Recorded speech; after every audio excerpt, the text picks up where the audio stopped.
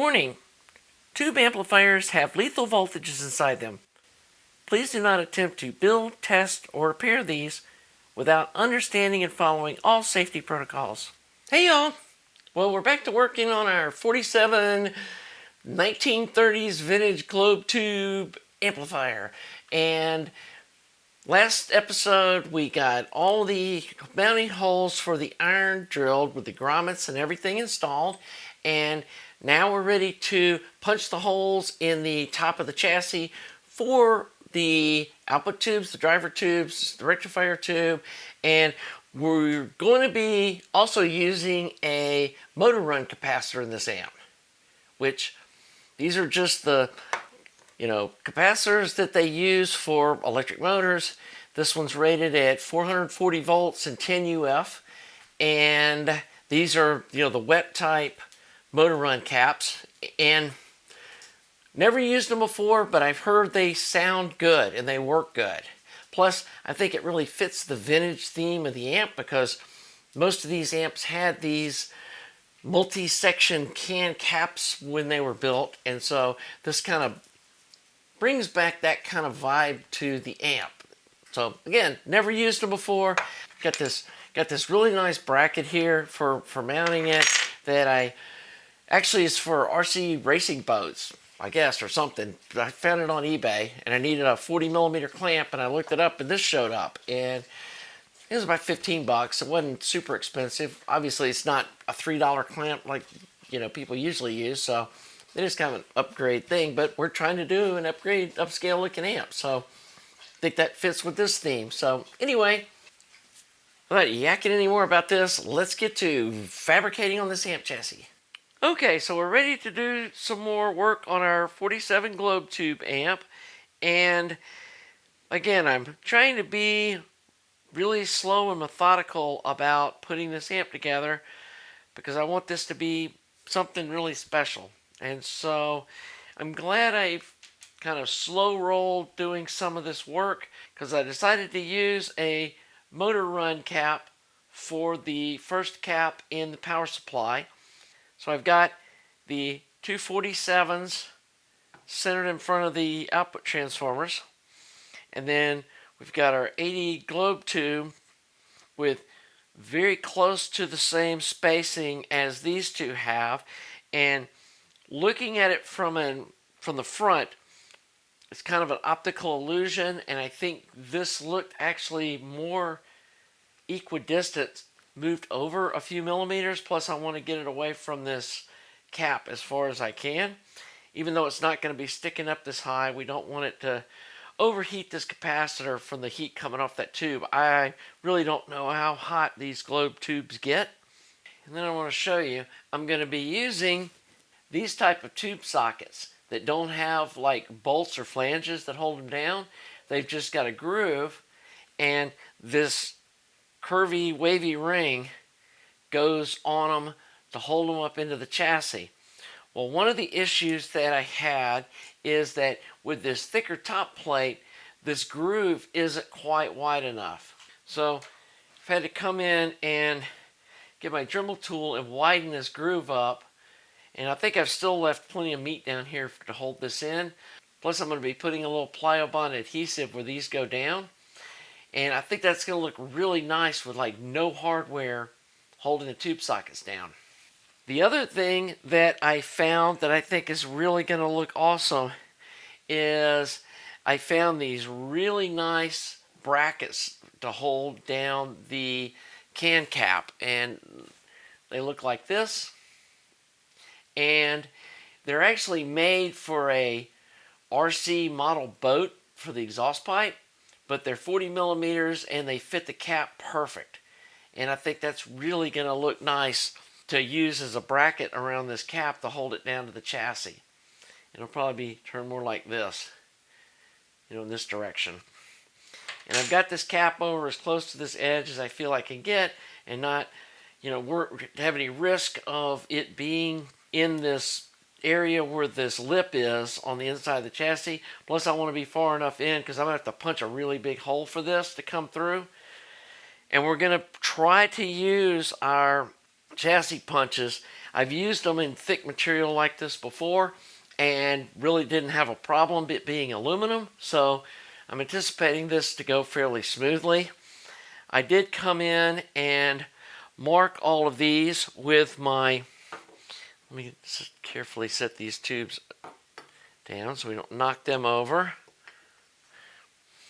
And then after visually laying these out, I came in and measured, and 140 millimeters looked like a good spot. So we came across, we marked all three of these from this edge.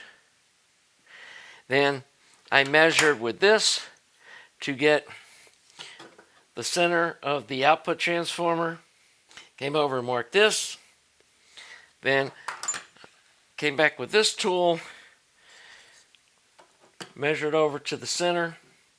We could have used this for this other one too, and I may have, I can't remember. But we got the center of this, brought it over, marked it here. Then I measured this distance and put it over here. And then, like I said, I thought visually it looked better moving it over just a touch, and it also keeps it away from this cap. Then I put a straight edge across all of these to mark where this one was going to be, since it was between these two. And I don't know why I bolted these down. I'm going to have to take them off to do this other fab work. But anyway, then I came in from this edge and marked the center of this, making sure the edge of this cap was inside of our safe area here on this lip. So I'm going to unbolt these transformers, get the strip back down to the plate. We're going to start drilling and punching these holes and get ready to mount the back row of tube sockets, and then, or at least get all the holes punched, and then we're going to probably, set the tube sockets in the tubes and at least put them in the holes, and then kind of visually see where I want to put the 27 input tubes. So let's get to work on punching these big holes. Okay, we're ready to knock some big holes in this top plate. Got our punches we're going to be using. We're going to be using, this is the, let me look real quick, make sure this is the right one. Yeah, 1 3/16 are going to be used for the tube sockets. And then for this one down here, we're going to be using this monster 40.5 millimeter punch. And the bolt in it's pretty big, so we're going to use this knockout to make these hole for the center to use that big punch. And again, this is some thicker material. It's pretty soft. I don't think these punches are going to have any problem going through them, but got our fingers crossed this is going to go smoothly, and we're going to get some nice looking holes out of this deal. So we have the center points of all the holes marked. So first we need to drill them out to 3/8 of an inch, which is the size of this first draw bolt we're going to be using. And so we're going to come in here. We've got our scrap wood underneath across here. And so we're going to carefully mark the centers of each of these holes. And I'm giving it a pretty serious smack to mark the center point.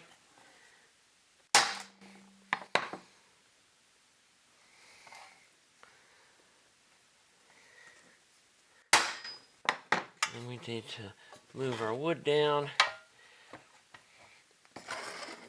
to get, let's see, we'll put this under here to mark this last hole,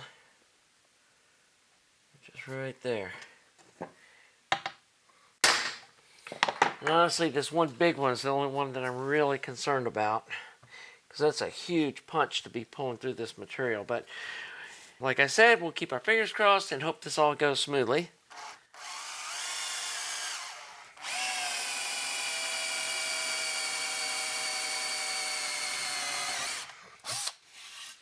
Our cutting wheel handy to keep a little wool on the bit.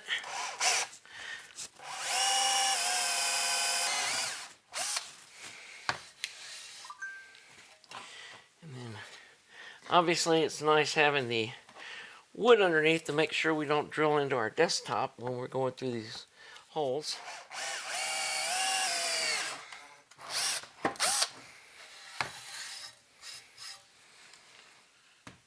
And I don't know if I've ever talked about the workbench here that I use. This is a old metal office desk that came out of an office that was being redone or remodeled, and these were probably from late 50s, mid 60s design furniture, and this thing's like a tank, and it makes a really good workbench.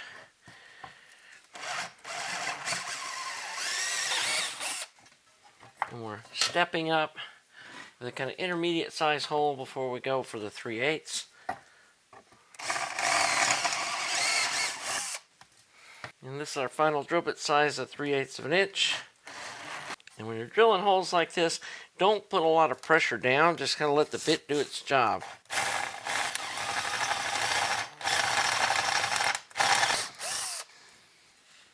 Just like that. Now, the other thing I've learned to do too is when you're between steps like this, go ahead and clean up all of your metal chips. Because if you don't, that's how you end up scratching the powder coating. And honestly, the ideal way to be doing this fab work is to have the powder coating done after you're finished doing all the fabrication, or to have it anodized. But in this case, and like with those Hammond chassis, I've bought a chassis that was pre-powder coated, and so that's not an option. But just in case you have like a bare metal chassis, don't have it powder coated before you do your fab work if you're starting with a bare aluminum chassis. So I want to start down here on this end and do the small hole first, just to get a feel for how this punch system is going to work pulling through this larger gauge aluminum. So always put a little bit of cutting oil on this piece, and then the inside. Go ahead and lube up both of these cutters, and I'm going to pull it through from the bottom since we have a plate like this. And I also put a little bit of lubrication on these threads because they've got a lot of pressure on them. This, and then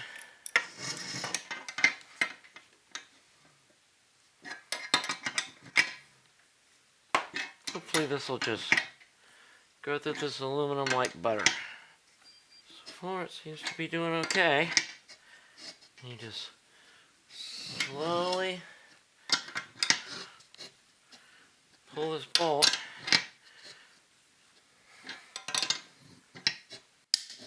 There's our first tick, and there they go. And, well, not quite through yet. There we go. Looks like it did a nice job. Now honestly, the hole looks more round on this side. That's a little deformed looking, which is fine because that was just the center hole for this big guy here. But I think we're going to pull it through from the bottom like we've done before, because I think it leaves a nicer looking hole, and there's not going to be any kind of trimmering around these holes. That's just going to be what you see. And so let me get a piece of paper to use to protect this top surface from the face of this part of the die. So the idea here is you get a piece of paper, and honestly I've found just a single thickness is enough of just regular printer paper, and then that helps protect this powder coated surface from the pressure of this, I guess you'd call that the die, and the other side's the punch. Like I said, the only one I'm really nervous about is this big monster here, and punching that big 40mm hole and not causing distortion or of the metal or anything. But hey, that's what these things are made to do, is punch holes in metal. So let's see if they do what they're supposed to. Again, you just put that through like that. That goes through the hole. We put the cutter head on the inside. That first test hole, one side definitely looked cleaner than the other. We want the cleanest looking hole to be on the top side. Just take your time. I think trying to do like smooth arcs. And I definitely would not use something like an impact gun on it to try to speed up the process. Just use an adjustable wrench. Slowly turn it. And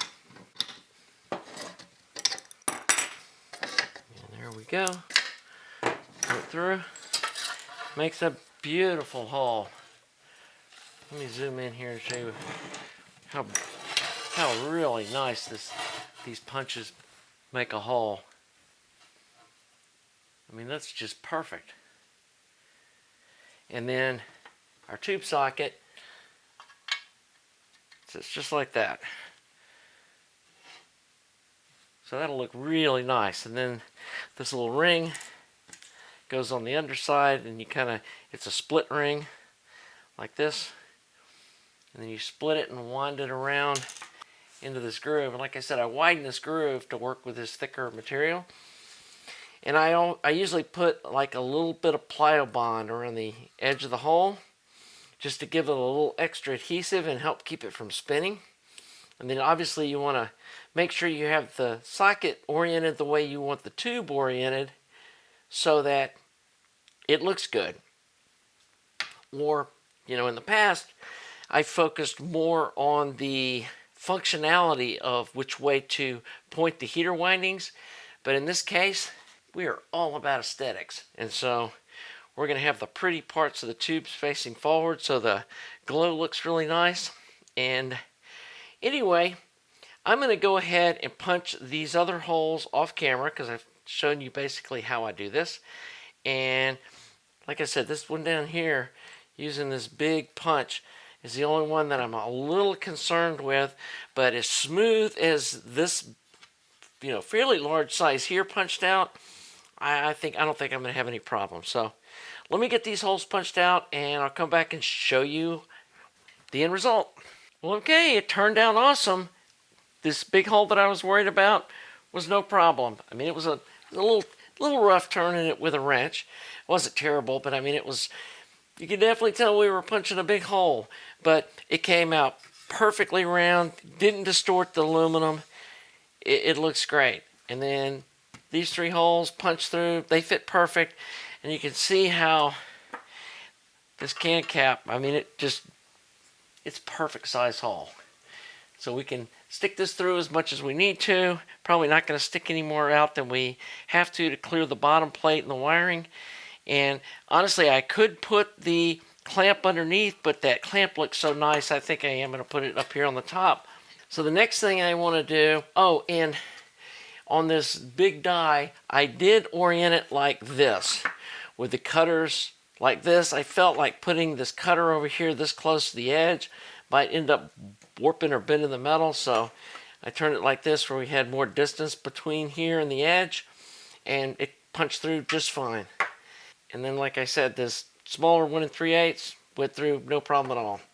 And this is 1/25 thousandths or 3.5 millimeter thick aluminum. So it's pretty thick stuff, but and I have no idea what alloy this is. I might ask Buzz what this thing's made out of. But the next thing I need to do is figure out where I want to put the input tubes, and I'm going to go ahead and set this plate back in the chassis, set the iron on. I'm going to go ahead and put the tubes in these sockets and set them down in there so I can see the height they're going to be sitting at, and then figure out exactly where I want to put these input tubes without getting into this front lip. And I've been playing around with the schematic and stuff, and I think there's a good chance that if the 27 tubes don't have enough amplification for these 47s, that the 56s by themselves will be. And I like the 27s because historically they're a little earlier tube. They're mesh plate, which looks really cool. They're a little larger size globes, which I think match the 47s better. But if we can get away with just using the 56s and the 47s, then we can save the 27s for another day, maybe a preamp project. So I'm not married to having to use the 27s, but like a few people said in the comments, it looks pretty cool with the 27s, the 56s, and the 47s all on the amp, and having just a whole slew of tubes up there. So we'll take a look at that too and make that decision later. I don't think it's going to be a big deal if we have to punch 2 more holes, even with the tube sockets and stuff all mounted. So I'm not too concerned about that, especially since we're pulling them through from the back side. I think I can do it even with the chassis bolted down to the, I guess the mid part of the chassis, you would call it, the top plate bolted down. So, but I do want to get these 2 front holes punched and then start mounting everything up, getting this top plate bolted down, and then we can start looking at how we're going to wire this thing up. So let me kind of put some stuff back together, and we'll come back and take a look together at where we should put these input tubes. Okay, we got the tubes all sitting in place, and this little can cap might set up a little higher, about like that when it's in place. But anyway, we'll deal with that later. But I think this is already looking really good. I'm getting stoked now looking at this. So the last thing is to figure out where we're going to put these driver tubes. And I know we've probably talked about this enough where you're bored of listening to me talk about it, but I really do want to make sure I get everything in a really nice place. I want these forward enough where they're away from these other tubes, because one of the things I've heard about these globe tubes is they are fairly microphonic, especially these that have the most gain and have the input signal going into them. And I thought about putting them like this, and I sat back and looked at it, and it just doesn't look as good to me. I mean, it looks kind of symmetrical, but I don't know. Especially when I'm looking at it more front on in a different angle than maybe you're seeing here. I may switch the camera angle here in a second and let y'all see what I'm talking about. But I think they look better sitting a little closer together and kind of having this little trapezoidal thing going on. The other reason for doing this, again, I'm not sure if one pair of input tubes or a one-stage driver is going to be enough to get the gain we need. And by putting them like this, especially if I move them forward just a little bit like that, then we have room to come back and add another pair of tubes like that if we need to. And if we don't, it still looks good. But if we do need to add it, we have room on the top of the chassis to do that. And let me lower the camera angle down and show you what it looks like from a little lower camera angle. I think that just looks really nice. You can see these output tubes from, another angle, or sitting down you may not get a view of them like from here and here. I'm going to go ahead, and I've already shown you marking these other holes and punching these other holes. So I'm going to jump off camera and mark, drill, punch these 2 holes in the front, and I honestly think this is probably a good place to wrap up this video. Well, here we are. We got the top plate screwed back down, bolted down the iron, got it all wired through, got the choke, everything bolted down, got the tube sockets installed, and I'll show you the trick I used on these, because the hole punch that I have isn't the perfect size, but it's really close, and by holding the socket where I want and using a little hot glue to hold it in place while I then put the little mounting ring on it, worked really good. And I tried something a little different with the output tubes with some Plowbond, but I think it worked better with the hot glue, so I'll show you how I did that. And these are really cool tube sockets. I like how they don't have any mounting hardware showing. They've just got these little clip rings on the bottom side that hold them in place. Got the motor run cap we're going to be using for the rectifier for the first filtering stage, and then we're probably going to use I'm not sure what we're going to use yet for the second cap. We're also going to use a choke with another cap, because I've found that having 2 stages of filtration really works good on a single-ended amp. We want to make sure that any hum that may end up with isn't related to using the power supply being cheap, not putting 2 chokes in it. So we're going to do that again. Got the tubes all in, and I think they just look amazing. It's got a very different, cool look to it. Again, if we don't get enough drive, we can try adding some tubes. Haven't decided yet. We may end up just making this a preamp driven amplifier, so who knows. We still have to mount the speaker jacks. I've showed you before these nice big speaker jacks that I like using. We got these really nice RCA jacks. Got a audio note volume pot, 100K. These are super nice, and they're compact. I like them because they're small and they fit in a little space that, you know, an Alps pot might not fit in. I've got my retro little on-off switch that we're going to put just over here in the back corner. I've got a really cool mounting bracket for this motor run cap that I think I showed you. I'm trying to decide. I may paint it black to match the chassis. I think that might look better because it kind of stands out, which isn't something that I don't think you want mounting hardware to, you know, stand out. But I think when somebody that knows what they're looking at is inspecting it, they'll go, wow, that's a really nice bracket you got holding that cap down. So anyway, got my super nice output transformers. I think this is going to be just awesome. So I'm really excited. I hope it shows. I know it's going slow, and some of my other builds I kind of zipped along and just went through, but you know, when I'm building a 6BM8 amp that you got $200 or $300 in at the most, it's easier to just zip along, or like that little Spud amp or the preamp that you've just got a little tiny bit of money in. It's no big deal. I've got a bunch of money sunk in this thing, and I want this to be a really super nice amp, both in the way it looks and hopefully the way it sounds. And so I'm taking my time. If I had jumped ahead like I do a lot of times, I probably wouldn't have thought about using this motor run cap that I got. I have some other cool little dress up things that I can do to this amp, depending on whether or not I need to put these extra tubes in, and I'll share that with you later. And I ordered a black volume knob. I thought that would look really good and just kind of go with the blackout theme on it. So I hope you're enjoying my channel. If you are, please subscribe, please like the video, and we'll see you soon for more 47 Globe Tube amp fun. Have a nice day.